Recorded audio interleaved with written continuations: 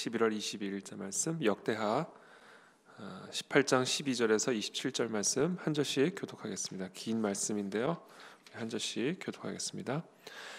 미가야를 부르러 간 사자가 그에게 말하여 이르되 선지자들의 말이 하나같이 왕에게 좋게 말하니 청하건대 당신의 말도 그들 중 한 사람처럼 좋게 말하소서 하니 미가야가 이르되 여호와께서 살아계심을 두고 맹세하노니 내 하나님께서 말씀하시는 곧 그것을 내가 말하리라 하고 이에 왕에게 이르니 왕이 그에게 이르되 미가야야 우리가 길르앗 라못으로 싸우러 가랴 말랴 하는지라 이르되 올라가서 승리를 거두소서 그들이 왕의 손에 넘긴 바 되리이다 하니 왕이 그에게 이르되 여호와의 이름으로 진실한 것 이외에는 아무것도 말하지 말라고 내가 몇 번이나 네게 맹세하게 하여야 하겠느냐 하니 그가 이르되 내가 보니 온 이스라엘이 목자 없는 양같이 산에 흩어졌는데 여호와의 말씀이 이 무리가 주인이 없으니 각각 평안히 자기들의 집으로 돌아갈 것이니라 하셨나이다 하는지라. 이스라엘 왕이 여호사밧에게 이르되 저 사람이 내게 대하여 좋은 일로 예언하지 아니하고 나쁜 일로만 예언할 것이라고 당신에게 말씀하지 아니하였나이까 하더라. 미가야가 이르되 그런즉 왕은 여호와의 말씀을 들으소서. 내가 보니 여호와께서 그의 보좌에 앉으셨고 하늘의 만군이 그의 좌우편에 모시고 섰는데 말씀하시기를 누가 이스라엘 왕 아합을 꾀어 그에게 길르앗 라못에 올라가서 죽게 할까 하시니 하나는 이렇게 하겠다 하고 하나는 저렇게 하겠다 하였는데 한 영이 나와서 여호와 앞에 서서 말하되 내가 그를 꾀겠나이다 하니 여호와께서 그에게 이르시되 어떻게 하겠느냐 하시니 그가 이르되 내가 나가서 거짓말하는 영이 되어 그의 모든 선지자들의 입에 있겠나이다 하니 여호와께서 이르시되 너는 꾀겠고 또 이루리라 나가서 그리하라 하셨은즉 이제 보소서 여호와께서 거짓말하는 영을 왕의 이 모든 선지자들의 입에 넣으셨고 또 여호와께서 왕에게 대하여 재앙을 말씀하셨나이다 하니 나의 아들 시드기야가 가까이 와서 미가야의 뺨을 치며 이르되 여호와의 영이 나를 떠나 어디로 가서 네게 말씀하더냐 하는지라. 미가야가 이르되 네가 골방에 들어가서 숨는 바로 그날에 보리라 하더라. 이스라엘 왕이 이르되 미가야를 잡아 시장 아몬과 왕자 요아스에게로 끌고 돌아가서 왕이 이같이 말하기를 이놈을 옥에 가두고 내가 평안히 돌아올 때까지 고난의 떡과 고난의 물을 먹게 하라 하셨나이다 하니 미가야가 이르되 왕이 참으로 평안히 돌아오시게 된다면 여호와께서 내게 말씀하지 아니하셨으리이다 하고 또 이르되 너희 백성들아 다 들을지어다 하니라. 아멘.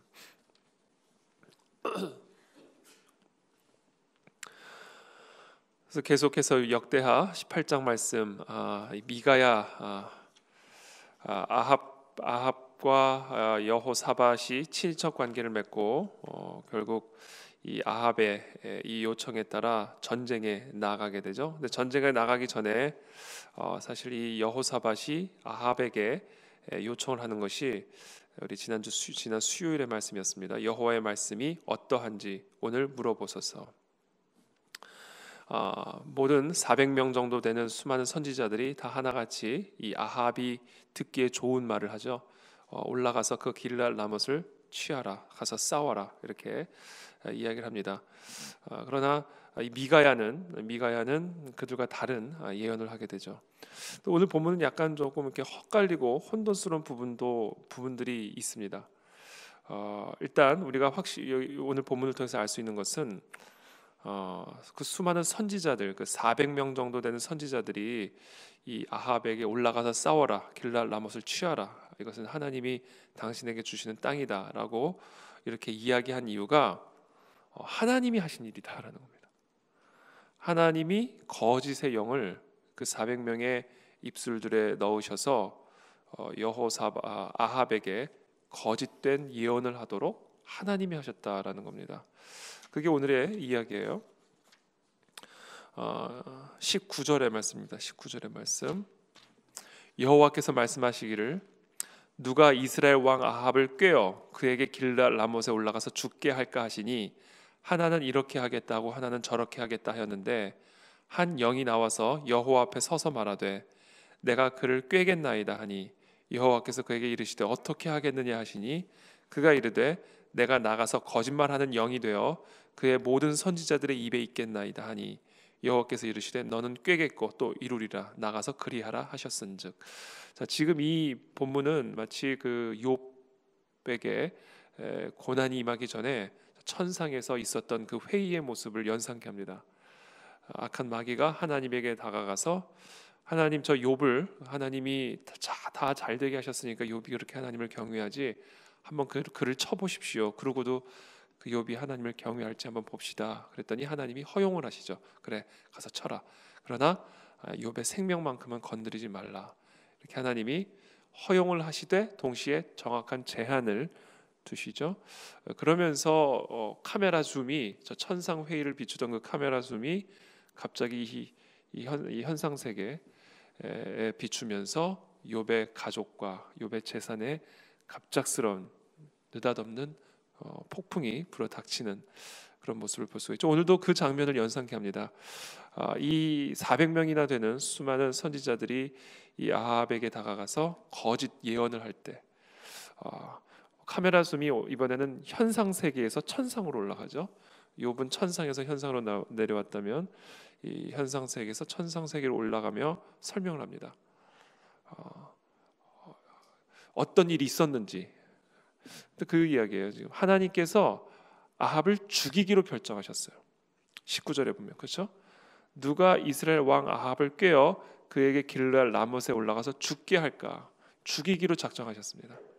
그리고 나서 여러 가지 방법들을 고민을 하는데 한 영이 나와서, 여기에 분명한 사탄이라고 표현은 안 돼 있지만 저는 사탄이라고 생각이 됩니다. 거짓말하는 영, 마귀죠. 천사로 가장하는 영. 한 영이 나와서 하나님, 내가 거짓의 영이 되어서 모든 선지자들의 입에 있겠나이다. 그래서 이 아합을 깨어서 거짓 예언을 듣고 나아가 그 전쟁에서 죽게 하겠다라는 얘기죠. 그래서 하나님이 그래, 너의 그 꾀가 이루겠고 이루리라. 나가서 그렇게 하라. 허용을 하십니다. 그리고 나서 이 거짓말하는 영들이 400명의 선지자들의 입에 들어가는 내용이 기록이 되어 있는 거죠. 22절에 이제 보소서, 여호와께서 거짓말하는 영을 왕의 이 모든 선지자들의 입에 넣으셨고 또 여호와께서 왕에게 대하여 재앙을 말씀하셨나이다 하니, 이 미가야가 이 아합에게 설명을 해주는 겁니다. 지금 당신이 이 400명의 선지자로부터 들은 이 모든 이야기는 바로 지금 내가 말한 이런 하나님의 결정으로 말미암아 이루어진 일이다. 그러면 이 말을 들었으면 그 자리에서 바로 엎드리는 게 정상이죠. 하나님이 지금 나를 죽이기로 결정을 하고 거짓의 영을 내 최측근에 있는 400명의 선지자들의 입에 넣어주셨다라는 이 말을 들었으면요, 그 자리에서 엎드리고 회개하고 살려달라고 하나님께 기도하는 것이 정상이죠. 근데 그 옆에 있던 그나아나의 아들 시드기야가 뺨을 칩니다. 이제 내일 본문에 나오겠지만 결국은 전쟁에 나가서 죽게 되죠. 자, 오늘 본문, 저는 오늘 이제 정리를 하면, 저는 오늘 이 본문을 묵상하면서 이런 생각을 하게 됐어요. 하나님이 아합을 죽이기로 작정하셨다라는 사실을 명확하게 말씀하셨죠. 근데 그 가운데서도 피할 길을 내주시는 하나님의 모습을 봅니다. 미가야를 통하여, 그렇죠? 미가야를 통하여 하나님의 이런 메시지, 어떤 일들이 있었는지, 하나님이 당신을 죽이기로 결정하였고 그 방편으로 거짓의 영을 이 선지자들에게 주셨다라는 이 말씀을 전해주심으로 어떻게 보면 이 아합으로 하여금 전쟁에 나가지 않을 수 있는, 그렇죠? 죽음을 피할 수 있는, 이 거짓 선지자들의 말을 거부할 수 있는 기회를 최종적으로 마지막으로 주셨어요. 그게 미가야였습니다. 미가야. 최후의 피할 길. 하나님 우리에게 시험을 주시지만 피할 길을 주신다고도 말씀하셨잖아요. 하나님이 어떻게 보면 이 심판을 앞두고, 이 아합을 향한 최종적인 심판을 앞두고 마지막 피할 길을 주셨는데 그 피할 길 바로 미가야였습니다. 근데 그 최종적인 하나님의 그 피할 길인 이 미가야, 마지막 구원의 최종적인 마지막 구원의 그 순간 앞에서 지금 이 아합의 태도가 뭐였냐면 강팍이었어요. 교만함이었습니다. 26절에 이 아합의 교만한 모습이 나오죠. 왕이 이같이 말하기를, 죄송합니다. 25절부터 읽어드릴게요. 이스라엘 왕이 이르되 미가야를 잡아 시장 아몬과 왕자 요아스에게로 끌고 돌아가서 왕이 이같이 말하기를, 이놈을 옥에 가두고 내가 평안히 돌아올 때까지 고난의 떡과 고난의 물을 먹게 하라 하셨나이다 하니 미가야가 이르되 왕이 참으로 평안히 돌아오시게 된다면 여호와께서 내게 말씀하지 아니하셨으리이다 하고 또 이르되 너희 백성들아 다 들을지어다 하니라. 이놈을 고난의 떡과 고난의 물을 먹도록 옥에 가두라는 이야기예요. 그리고는 전쟁을 나갑니다. 근데 이 전쟁에 나가서 하는 이 태도가 이게 참 죽음을 부르는 태도입니다. 변장을 하죠. 이 여호사밧에게는 왕복을 입으라고 하고 자기는 변장을 하고 전쟁터로 들어갑니다. 근데 뭐 내일 나누겠지만 무심코 싼 그 활에 이 왕의 갑옷 솔기,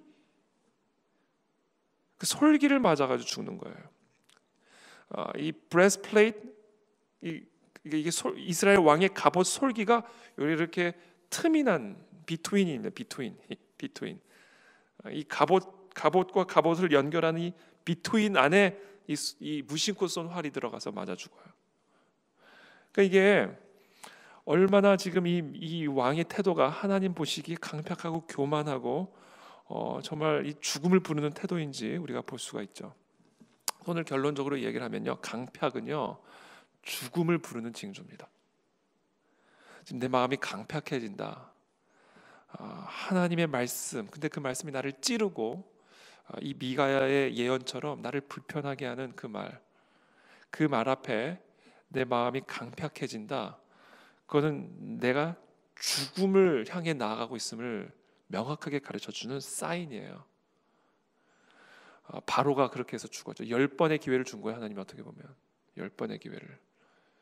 근데 매번 강팍해지잖아요. 그리고 결국은 자기 장자까지 죽임을 당하고 나중에는 온 군대가 결국 끝까지 따라갔다가 홍해에 다 수장돼 버리지 않습니까? 이 강팍은요 우리를 끝까지 죽음으로 끌고 가는 죽음의 사인입니다. 그래서 오늘 이 아침에 하나님께서 우리에게 주신 이 미가야의 메시지가 있다면 우리를 불편하게 하는 메시지, 그렇죠?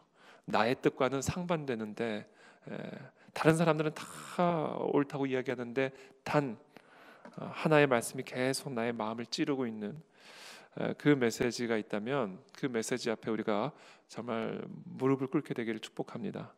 우리의 강팍과 교만이 하나님의 말씀 앞에서 우리의 강팍함이, 우리의 마음의 강팍함과 교만함이 우리를 죽음으로 몰고 가는 죽음의 사인이라는 사실을 우리가 오늘도 기억하고, 하나님 오늘도 말씀 앞에 겸허히 무릎을 꿇게 도와주시기를 원합니다. 오늘도 내게 들려주시는 그 말씀, 그 음성 앞에 겸허히 무릎을 꿇고 하나님 그 말씀에 순종함으로 내 삶에 하나님의 뜻이 온전히 이루어질 수 있도록 은혜를 베풀어 주옵소서. 내 주변의 미가야가 누군지를 또 하나님 한번 기억하기를 바랍니다. 어제도 수요 예배 때도 말씀드렸지만 우리의 미가야는 내가 별로 좋아하지 않는 사람입니다. 하나님은 내가 별로 좋아하지 않는 사람을 통해서도 말씀하십니다. 내가 별로 듣고 싶지 않은 말을 통해서도 하나님은 말씀하십니다. 내가 별로 원치 않는 상황을 통해서도 하나님은 말씀하십니다. 그게 바로 미가야예요. 내가 원치 않는 그 말, 내가 원치 않는 그 사람, 내가 원치 않는 그 상황을 통해서 하나님이 들려주시는 그 세밀한 음성을 들을 수 있게 되기를 축복하고, 그 앞에서 우리의 마음을 강팍하게 하지 않고 겸손하게 무릎을 꿇음으로 하나님의 온전하신 뜻이 우리의 삶 속에서 이루어질 수 있도록 오늘도 하나님 앞에 나아가는 저와 여러분 되시기를 예수님의 이름으로 축복합니다. 자, 기도하겠습니다. 살아계신 하나님 감사합니다. 오늘 이 아침에 우리에게 주시는 이 미가야의 메시지를 우리가 들을 수 있게 되기를 원합니다.